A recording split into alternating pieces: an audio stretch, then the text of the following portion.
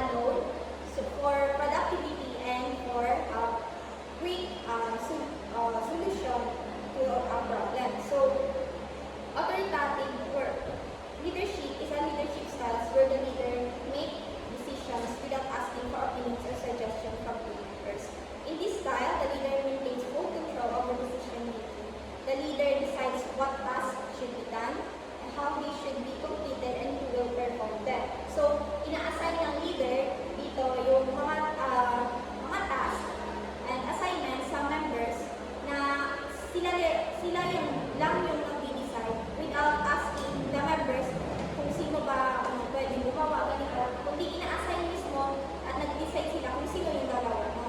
So, because decision making is centralized, work can be done quickly and effectively. This leadership style is commonly used in situations that require discipline, order, and